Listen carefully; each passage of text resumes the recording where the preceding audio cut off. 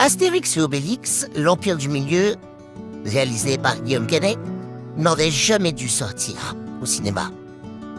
Pas parce que les effets spéciaux sont ratés, pas non plus parce que l'humour est plat, ou parce que tout simplement le film est raté, mais parce qu'il trahit. Il trahit l'œuvre, il trahit l'héritage, et il trahit les promesses faites à des générations entières qui ont grandi avec ces personnages plus grands que la Gaule. Astérix n'est pas juste une bande dessinée, c'est un monument de l'intelligence française. C'est Gocchini et Uderzo. C'est du verbe affûté, de la satire sociale, des jeux de mots en cascade, des références historiques brillamment déguisées sous de moustaches et des casquettes. C'est un humour exigeant, intemporel, populaire au meilleur sens du terme. Et là, qu'est-ce qu'on a eu?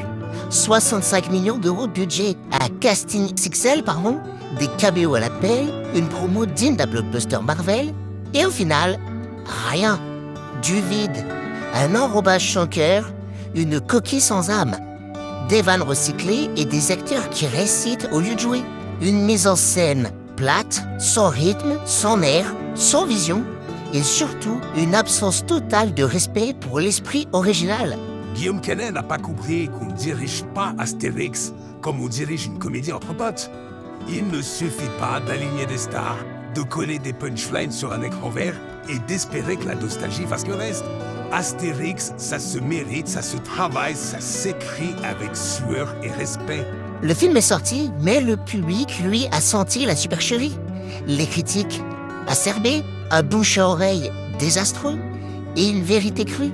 Cette fresque n'en est pas une, c'est un PowerPoint de luxe. Et le plus important, c'est que tout était là. Les moyens, les acteurs, l'univers, l'attente.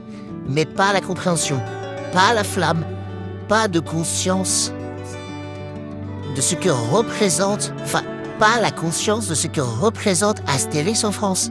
C'est une œuvre qui rit de tout, mais jamais sans élégance. Alors non, ce film n'aurait jamais dû sortir en salle, pas parce qu'il est nul, parce qu'il est indigne. Indigne de Goscinny, indigne de l'héritage, indigne du public.